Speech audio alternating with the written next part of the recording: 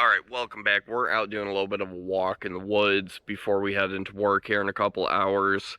And I want to do a video. Like, I want to do this video because I feel it's important.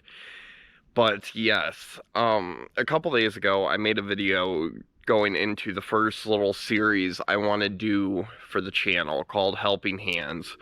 Pretty much it's just going to be me interviewing people who have dealt with or still dealing with stuff like domestic abuse, domestic violence, addiction, depression, anxiety, pretty much anything that would be traumatizing or affect the daily life of anybody. Because, stuff like anxiety, depression, it can sit there and affect you on so many different levels. And I kind of wanted to do this because, I want to make sure that this channel has something on it that can be beneficial to somebody, that can help somebody, even in the smallest way. So last night, I sent out this video I did to some of my family and friends, just to kind of have them reach out to people, reach out, see if anybody would be interested, want to get involved. Oh my god. To just pretty much find anybody that would want to get involved in something like this. And one of those people I sent out to was my father. And he gave me a really good idea as to what I can do to make this better and make it more helpful. And that is talk about my experience with being a single father. Now, technically, if you want to get technical, I am not a single father. I am technically married, so I don't really necessarily fit into that single father category.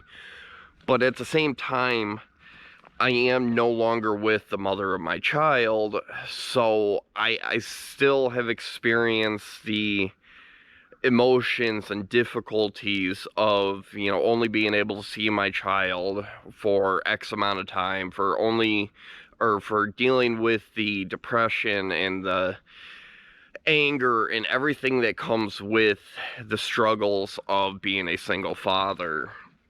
And when he told me this, it kind of just like sat there, but like, oh my god, this is a great idea. This is something that I personally can relate to, and I can actually kind of give, my thoughts and opinions, my difficulties, the struggles, accomplishments, the achievements, everything that I've been, or everything that I have done, everything that's been affected, I can sit there and give my point of view on this because it's something that I can easily relate to. And this particular subject kind of hits home for me because, I've seen so many different stories out there where fathers who aren't able to see their children because of a court order or just the mother isn't working with them, become depressed and allow that depression to take over and end up resorting to suicide. I've read so many stories on that, and it sucks. It really does. So when that idea was brought up to me, I was like, I might be able to actually, in some way or another, make a difference. So we're going to kind of talk about my journey and struggle with being a single father. Now, out of respect for the mother of my child, I'm going to kind of minimize some of the details that I put into this video, into this interview, just, purely out of respect for her. We might not get along very well, but I still have enough respect to not, broadcast our entire life story on the internet. So I'm going to do my best to not do that.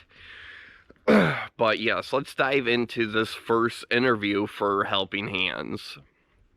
So my daughter is 3 years old right now. She just turned 3 years old on December 3rd. Me and her mother separated probably a few months prior to her being born. So I have not been in a relationship with her mother for over 3 years now, and it has caused some problems. It has caused some depression, some anger, some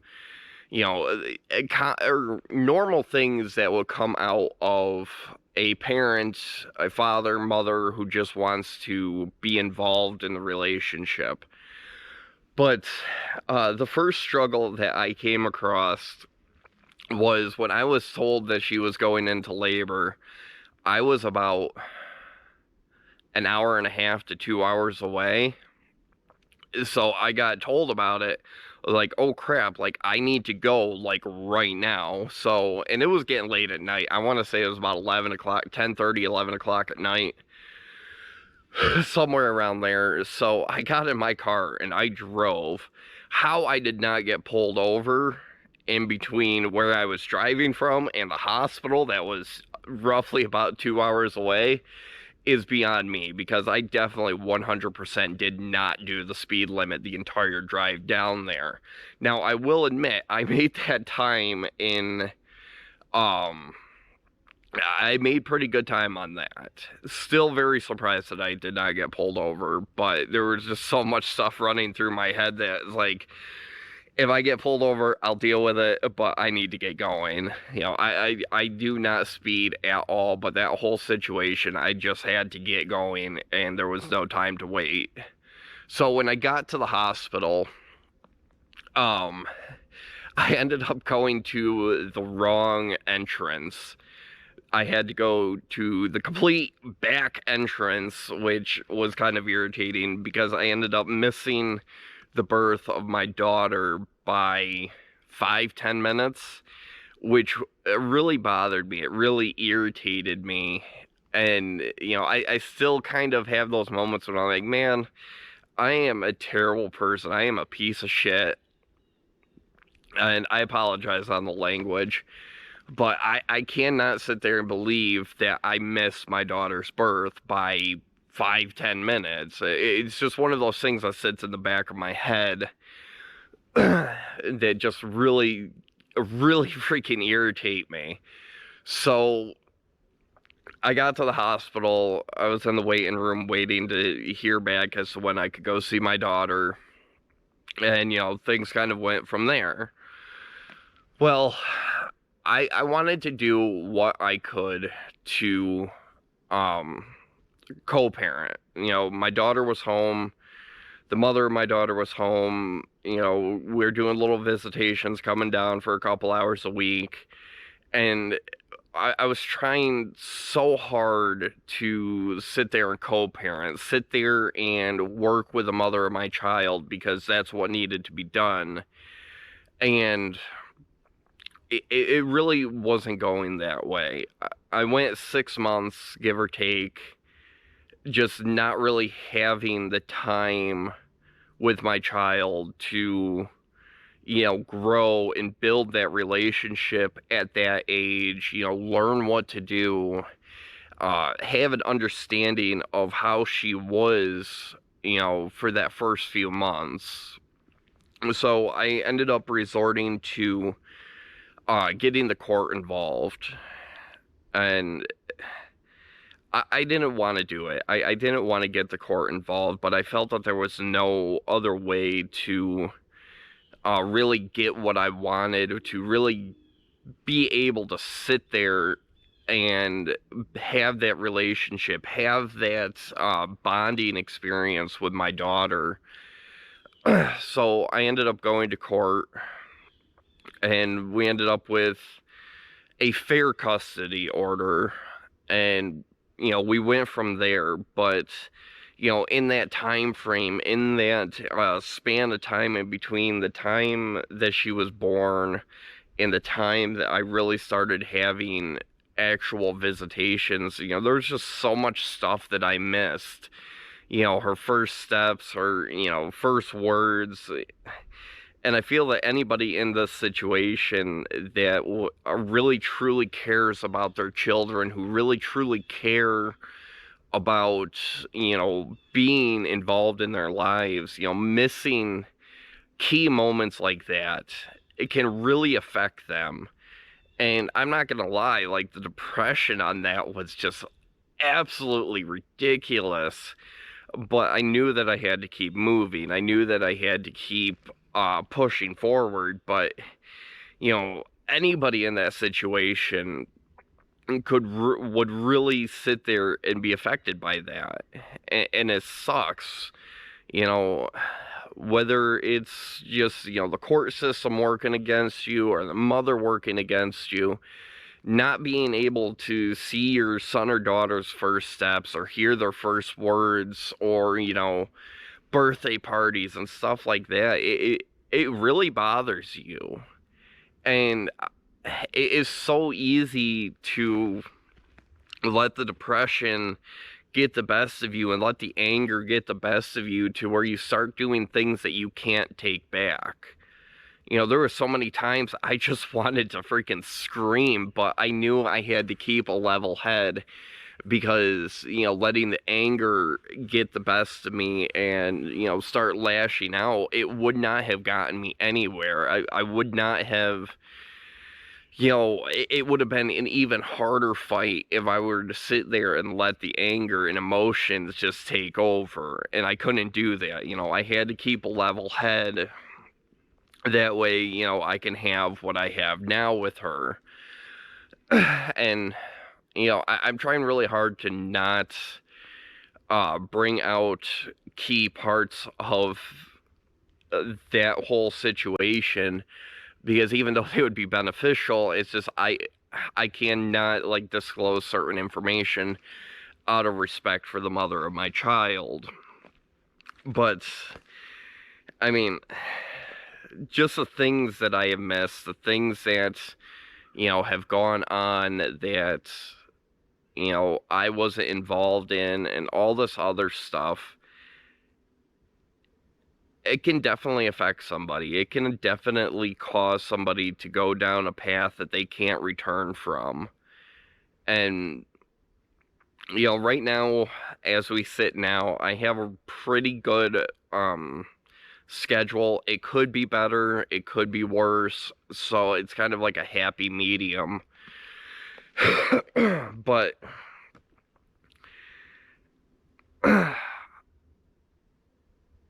I can't stop. I can't sit there and throw in the towel because it gets too hard. And I feel that there's a lot of fathers out there who feel that they are backed into a corner and have no other option because, they may have had a not so good past that's being held over them, or the court system just really isn't working for them. And, they just feel like everybody's out to get them and they're not seeing their child, and they're letting the depression, which is justified, like the depression for, not being able to see your child for, years, months, years, it gets to you. It really truly does. And there's a lot of fathers out there that are like that. And it really sucks because then you start seeing these stories pop up on Facebook or the internet or whatever, talking about how a man ends up resorting to suicide because he can't see his children, or because the court system is, working against them. It is so easy to just let the depression get a hold of you and pretty much just back you into a corner to where you only feel like you have one way out. And you can't let that happen. You can't. It sucks. It really does. It's terrible. It's, it's just irritating to know that, nobody's helping you, that nobody's working with you, that the court system is, flawed in some areas, but you can't sit there and let the depression and anger take hold. You can't sit there and allow all this stuff to take over. You can't do it. Because even if it's, 10 years down the road, something could happen in that time frame that would change the situation, that you might end up getting custody of your children, that you might end up getting better visitations with your kids. There's so many different variables that can happen, and I know it's easier said than done to pretty much hold your head up and, push through it, but if you truly love your kids, if you truly, desire to be involved with your children, then you can't sit there and let that affect you, because, your children are going to be the ones asking those questions. What happened to my father? Where did my father go? If you sit there and you keep pushing forward and you keep moving and you don't stop, at some point, and like I said, it might take a while, but at some point, you can easily prevail. You can easily come out on top. And it's not an easy thing. It is an uphill battle, 100%. In between the court system, or just life in general, it is an uphill battle. And it is an uphill battle that you cannot stop. You get knocked down, your depression gets the best of you. Okay, you sit there and you think about what you're fighting for. You sit there and you think about everything that you have right now, and then you just keep pushing forward. You cannot stop. And I know it is 100% easier said than done. It really is. But it's true. Your kids look up to you. Your kids admire you. And if you sit there and you fail and you resort and you let that depression get the best of you, it's not going to fix anything. It's really not. There's so many times that, going through the court battles that, or even COVID, COVID really kind of interfered with a lot. We both kind of like came to an agreement that, when COVID started getting really bad, that we're going to hold off on visitation and everything for a time being.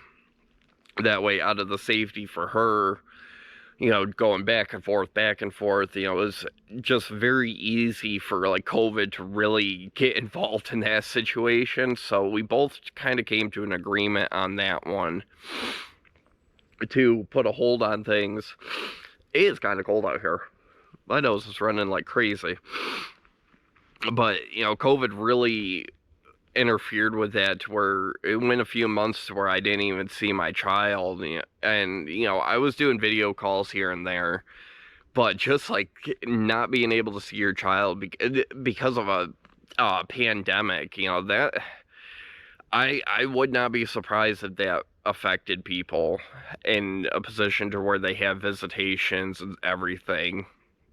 That one I could definitely see affecting people. But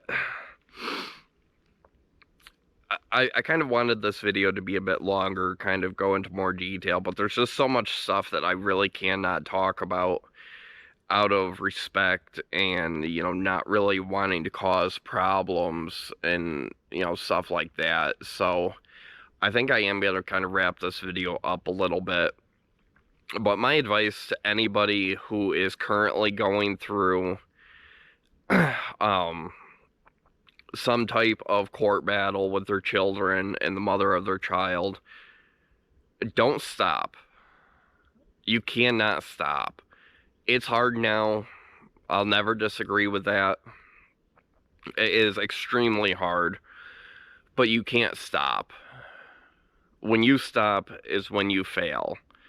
Just because you're not seeing your children now doesn't mean that you failed. It means that there is a system that is working against you no matter how hard you're trying. You cannot stop. You need to keep pushing forward. You need to keep fighting. And it's an uphill battle. Not gonna lie. Like, from day one to whenever it gets better, it is an uphill battle. But I'm gonna quit talking.